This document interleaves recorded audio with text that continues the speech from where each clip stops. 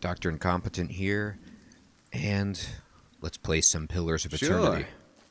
Whoa. Apparently my character agrees. Okay, so we are here in the Gilded Vale, and I can't wait to finally get out of a hostile land and do some business at the shop. Oh my God, what is this? It's a tree with bodies hanging from it? I thought this was supposed to be a nice place. You must be one of the new settlers. Yeah? Welcome to Gilded Vale. You'll be Okay. pleased to know that we've had some recent vacancies here. A man approaches you named Urgeet. Urgiat. Urgeet, I don't know. His skin as dull and gray as the desolate village behind him. His voice is a dry croak. He has sunken, lifeless eyes. What is going on here? I do have to say it's hilarious to me that you can say I feel at home already with the bodies hanging from the tree. If that's your kind of, it's your kind of place. Are you mad? No wonder this place looks half empty. The only answer you hear is the buzzing of flies from the tree. Of course, we'll need to make some inquiries first. The inestimable Lord Radric VII has taken great pains to insulate our town from Widewind's legacy. Have you ever sired a Hollowborn child? So first of all, I don't know what it means to be inestimable. I mean, like, that means we just can't even get a gauge on this guy at all. In either direction. Like, how stupid is Lord Radric VII? It's inestimable. We can't even get a handle on it. And then, I don't know what Widewind's legacy is, but does that involve Hollowborn children? I don't know what this means. What are you talking about? An infant born without a soul, of course. What? Lord Raderick has made it his first priority to eliminate this scourge from our village. What do you mean, born without a soul? Is this some kind of, like, horrifyingly racist thing? I should warn you, stranger. Here in Gilded Vale, we have a special place for dissidents, charlatans, and those who would hide a curse in our midst. He steps to the side and inclines his head ever so slightly toward the deformed tree. So this is for dissidents, charlatans, and those who would hide a curse. So you get hung from a tree for dissenting? This place stinks. His lordship's wife is with child and due any day now. It's a Hollowborn. Without his approval, I shan't be able to find you a permanent settlement. It will have to wait until after the birth.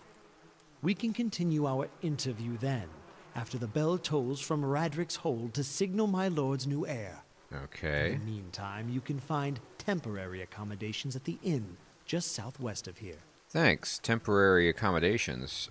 I hope the inn doesn't have a view of this fine willow tree that you've got twisting away here. Actually, I don't even know if it's a willow. I don't know my trees very well. It just looks sad and evil. I've been feeling strange ever since a close call with the Biowac. Is there someone in town who could help? I don't know if I want to tell him that. He might put me on the tree. You said something about Hollowborn and Widewind's legacy. He blinks. I forget that you foreigners do not have this curse in your homelands. The Hollowborn here have been a scourge upon the Direwood for almost 15 years now.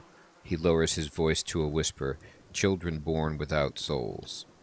He shakes his head. Pitiful, dumb things that breathe, barely, but do not truly live. Some say the Hollowborn are a disease. Some say they are a punishment from the gods. He raises his empty hands. In truth, no one knows, but they began spreading after the Saints' War, and so the name Widewind's legacy stuck in honor of that foul, blasphemous pretender. His voice shakes with vitriol. I see, great. Lord Roderick decrees may seem strict at times, but he has our best interest at heart. He nods. Yeah, he seems like really nice. If you have any other questions, don't hesitate to ask. It's important that everyone in Gilded Vale understand our rules. I've been, let's see what he says about this. I've been feeling strange. Whatever your problem, it sounds like a matter for an animancer. However, the only animancer in Gilded Vale isn't in any condition to speak. Consider yourself fortunate. After she failed Lord Radric, we saw to it that she wouldn't profit from the misplaced trust of others. A bad cure is often worse than none at all. So she couldn't help Lord Stinky, and you hung her from the tree. I don't like your style. I don't like you at all. I hope I get to openly attack you at some point. But if you're set on finding a bottle of troll piss or a dead Audra pebble to rub on your forehead, you're welcome to check her pockets. A little corpse stink is nothing when you're digging for shit. My advice, however, is to be satisfied that you escaped and leave it at that. Wow. You got a potty mouth, buddy. I saw some people conducting a strange ceremony near the ruins. He regards you carefully. You'll want to mind where you mention that. Trespassing on Angwethan ruins is illegal, not to mention dangerous. You probably saw someone attempting some new ritual to appease the gods. People will try anything these days. Barath have mercy, we certainly have. I don't think so. Just as they finished, there was a bivouac. He polishes his spectacles on his sleeve. If you'd been that close to a bivouac, you wouldn't be standing here. No, I was that close to it. Please don't look at my cosmic pig. I'm done talking to you. Goodbye. Keep out of... Keep out of what? Oh. There's the bell. Listen! I hear it. 2. 2 tolls. Let that be the last. Yes, please let it be the last. 3. Gods have mercy. There's 3. What does that mean? It seems your arrival is ill-timed. He looks out toward the east, his expression unreadable. He blinks slowly and turns his attention back to you. 3 bells toll only for the death of a Radric. I fear Lord Radric's heir is lost, or else Hollowborn, and so lost all the same. I knew it was a Hollowborn. That's what you get. You should tread carefully. Circumstances have changed a great deal.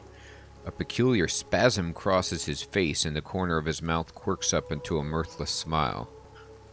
Don't threaten me, little man. What do you mean? You come to us at a time of mourning. The legacy has struck at the heart of Gilded Vale. Our efforts to redeem ourselves in the eyes of Bareth must be redoubled. He sets a steady gaze on you. What happened? He shrugs one bony shoulder. I will know more details when the messengers arrive. The vagaries of childbirth, perhaps, but that is not your concern. I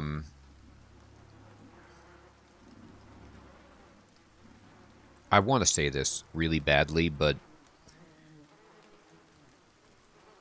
I don't want to get on his even worse side just yet. I want to get a little stronger, then I'll say stuff like that.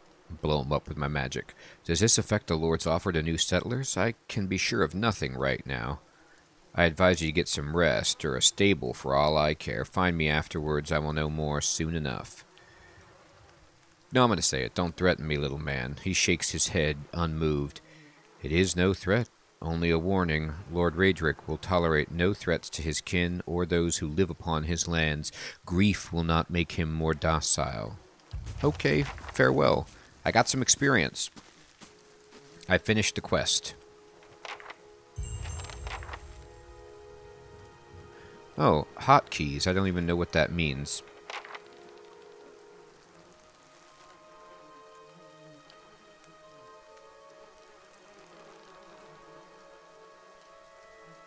Did I set a hotkey? I'll have to figure out what hotkeys are all about, but okay, great. So this guy's really nice. This town seems really pleasant. Everyone's happy. I did get some experience, and I need to find an inn that he said was to the south-west. So the Black Hound Inn looks to be it. Let's head over there. Let's at least try to rest. I don't want to have to use one of my campfires. Okay, let's move over here.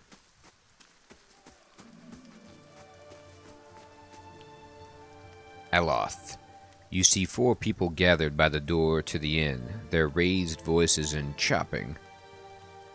Gestures suggest an argument reaching its climax. The first figure raises his hands for calm.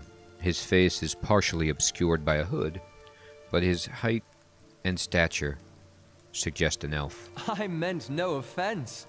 Let's put this matter to rest over a round, shall we? My treat. Oh, okay. Hoping to soothe our pride with a few Adira coppers, eh? We don't need your coin.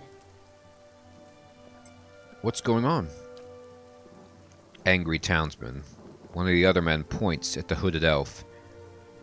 His eyes are red from drink, but his gaze is focused, mocking us even while he shelters in our village. Just goes to show you what these fancy Adra manners are worth. A deer, maybe? We don't take to that kind of treatment, not from foreigners, and especially not from Adirans. Yeah, okay. Go on. Say it again. I'm itching for an excuse. Ooh, they want to fight. Why, you're itching for the kindling touch of your sister, you cocksfeather! Oh boy. That wasn't nice. I'll cut that barrel-licking tongue out of your head. What's wrong with licking the barrel? This is a misunderstanding. I didn't say whatever it is you think I said. We've nigh quarrel. He plants his feet. He's like flicking back between some kind of like Scottish accent and a regular polished accent. That's where you're wrong.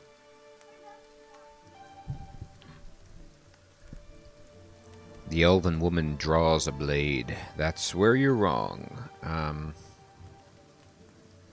You're not going to take that from him, are you? That's sweet. This is unnecessary. Wouldn't you rather be inside drinking than out here arguing? We don't want your charity either, foreigner.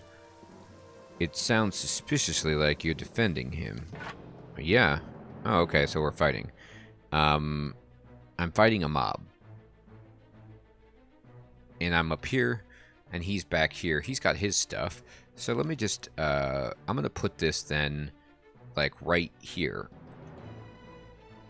And see how this does. Yeah, much better. Oh my god, they fell like paper dolls. Did I just murder them? I was wondering if I maybe just knocked them out, but then when that person exploded into chunks of flesh, I kind of knew that they were dead.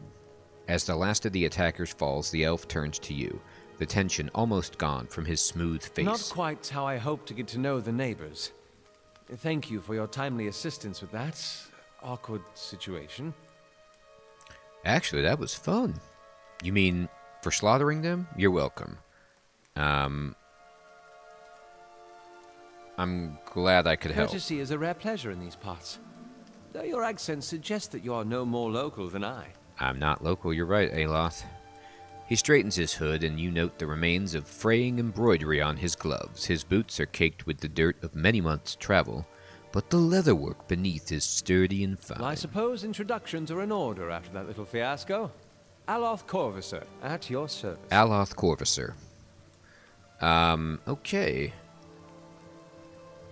Tell me about yourself. I'm a wizard by training, and an adventurer by necessity. Like me. I was born in the Seathwood, Seathwood, part of the mainland of the Adir Empire. Adir. And both of my parents served the nobility, which afforded me an education for which I am grateful. However, there were no open positions in those houses, and so I decided to seek new means in a new land. Okay. So, like so many of the others, you're coming here to make your fortune. And how exactly did you come to be here? I was traveling with a caravan, but we were separated near some ruins. They all died. Ingwithan ruins? Angwithan, yes. Those can be dangerous places during the best of times, which these are not. In half the locals would arrest you for trespassing, and the rest would kill you outright. I'm curious, what exactly did you find there? I'm gonna just be hilariously forthright with this guy. Several hooded figures operating a strange machine. Aloth goggles at you silently, apparently assessing your earnestness. Finally, he gives you a clipped, awkward laugh. You do manage to find yourself in rather interesting predicaments. That's right. What are you doing in the Gilded Vale? Excellent question. I came looking for fresh air and cheap land. Instead, the magistrate gave me directions to the inn and a story about the local lord's expectant wife. But I take it that's a familiar tale. I heard that one too. And you? I'm also a settler. Indeed. In that case, welcome to Gilded Vale, a true refuge from civilization. That's right. How did you manage to cross those 3 drunks? I'm afraid that was a matter of misunderstandings and mistranslations. It doesn't help that people in these parts remember their war with Adir like it was yesterday. You did tell that one man to go F his sister. Ah, that. He clears his throat and adjusts his sleeves. As I tried to tell them, they misheard me. Happens all too easily after a few pints, and the accent doesn't help. I heard the same thing. For just a moment, he looks as if he's about to say something else. His expression brightens with mischief, but before he can speak, he forces a tight smile, biting his lips so hard you expect to see blood. Finally, his face relaxes and he shakes his head. I should speak more clearly next time. I apologize. You don't exactly look like a settler. Begging your pardon, but neither do you. Yet, circumstances can find a person in the strangest of places. I guess. I should get going. As should I, given recent events. It's just as well. I've had enough of the watered wine and lumpy beds at the inn. They say even the owner tired of the place. Just up and left one day. It explains quite a lot about the upkeep. Perhaps I could join you. I could use a change of scenery, and I find it's better to travel in numbers. So this guy wants to join me, so we could be 2 wizards. He either has Tourette's, multiple personalities, or is carrying around another soul on his person. I don't know. But I like his purple ball, that he's a wizard, and that he's an outsider like me. I think that works out great. Yeah, let's do it. Excellent. I shall follow you. He's in the party. He's joined. And we've got 2 people. We have Aloth, who is... Can I see any more information about him? He's a 2nd level wizard, and so am I. He's a wood elf. He's Adir Gentry. He's almost up a level. What spells does he have? Lights, flames, minor missiles, wizard's double. Pretty similar. Cool. Well, we should be able to rip some things apart now. Let me just push backspace to select everybody, and then let's start looting these bodies. I don't think we need much of this, but we'll just take it all. As long as there's no, like, encumbrance based on weight in this game, I'll just pick up everything. Figure out what to do later. Alright. So, there's several places to interact with. What is the description of this? The windows are clouded with the haze of accumulated smoke and cooking grease. And it says the Black Hound Inn. Let's go in. Let's have a blast. The Black Hound. Here we are. Alright, and here is a villager and Pasca. Let's talk to Pasca about a place to stay. Well met, friend. Oh, I didn't mean to use him to talk. Oh, it's you. Tenfirth told us what you did for him. Oh, never mind. It is me. We just look the same. It's such a relief to have him back. I can't thank you enough. Consider yourself a favorite of the house. Discounts on drinks, rooms. Tenfirth, that's that cook that I saved, said he wanted to whip up something nice for you. He's already back to work in the kitchen. So what would you like? I'd like a room, please. Holy smokes, we just got a bunch of experience. Certainly, you're always welcome. I think we just leveled up. Inns allow characters to rest without using camping supplies. Good. Cheap rooms are usually available, but if you have copper to spend... you may consider the more expensive options. The bonuses they provide last for a long time and affect the entire party. I could get +1 perception and +1 mechanics, or I could get +2 resolve. Let's take this laborer's rest. That sounds good. And we'll rest. And I'll get my stuff back. And there's a crackling fireplace. That's a very nice room. Your sleep is restless and fevered, assaulted by hisses and whispers, blanketed with a suffocating anxiety. You open your eyes to awaken and find yourself in front of Gilded Vale's gallows tree, the creaking of its ropes growing louder in your mind until the sound is deafening. Hanging from the tree is an old dwarf woman whose face has shriveled inward like moldering fruit. Her head hangs limply to one side. As you look at her, she looms larger and larger in your mind until she is mere inches from your face. I wonder if she was the healer. Suddenly her head snaps up and her eyes open, and they are empty, and behind them is vast nothingness that makes your stomach drop. Her mouth slowly parts, and with a gust of rancid air, she speaks a word. Watcher. Okay, I won't be sleeping again. You jolt awake, the foul smell of the dwarf woman's breath still permeating your nostrils. I could have done without that description. Sweat runs down your face in thick droplets, and your skin is soaked from head to toe. Oh, we need a bath. You remember the woman. You remember seeing her decaying face when you spoke with the magistrate. He called her an animancer, so she was the healer. Though it fills you with a new, queasy apprehension, you feel a strange compulsion to see this woman once more, if only to confirm she is truly dead. And we get more experience. They're really lavishing on the experience here. So both of my characters have leveled up. I need to seek help for my condition and find the dwarf woman from my dream. Oh, I love it.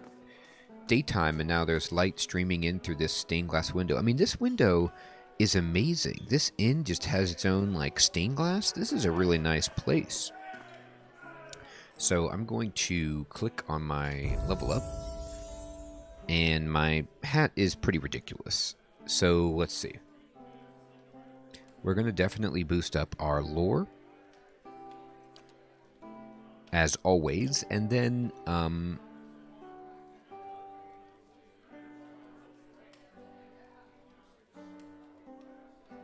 yeah, I need survival to get the camping bonuses.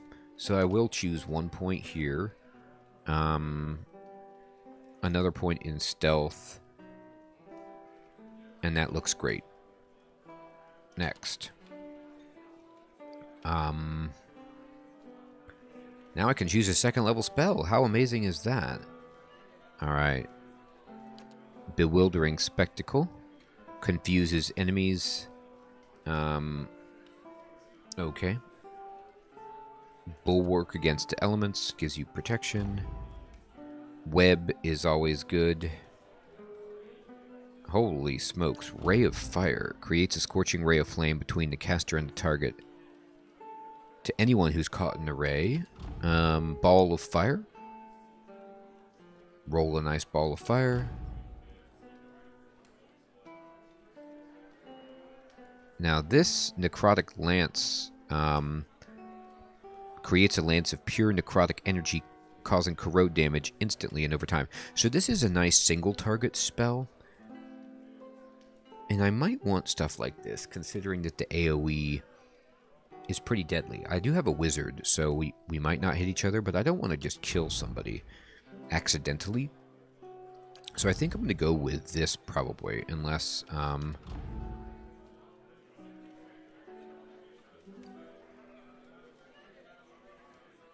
This is actually good. I can corrode them to gain endurance. And it says 68.6 corrode damage, which is actually not more damage than this, because this does base damage and then does damage over time. But that's really tempting.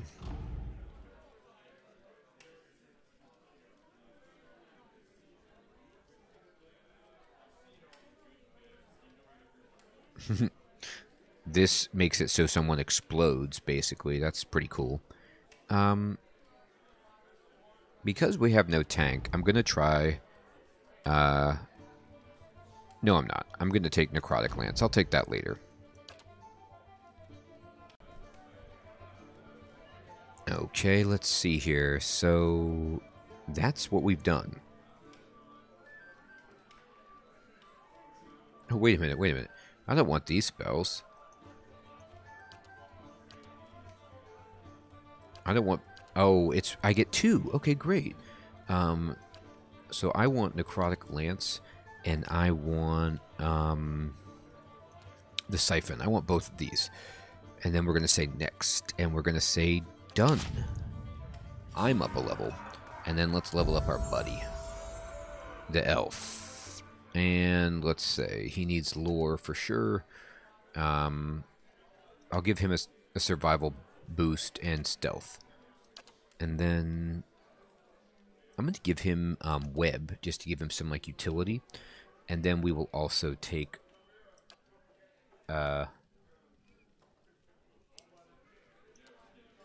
corrosive siphon for a heal. Fantastic. Boom.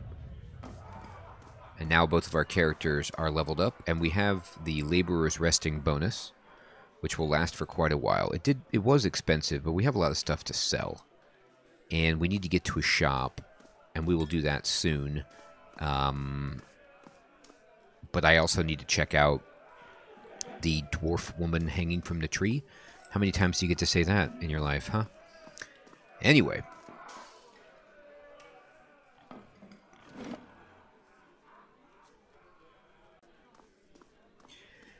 I think this is an excellent place to stop the episode. We have rested, we've leveled up, and we've learned horrifying details about the Gilded Vale, which completely changed my happiness level about entering here. But we did get a party member, so we have 2 wizards.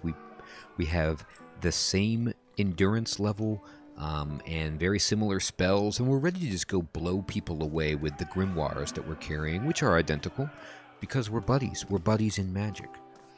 I hope you all have an excellent evening or day, and I will check you guys in the next episode of Let's Play Pillars of Eternity, where hopefully things turn up and we can make the townsfolk rest a little easier without worry of being hung from a tree in the center of the village. What a sinister turn things have taken. All right, everybody. Take care.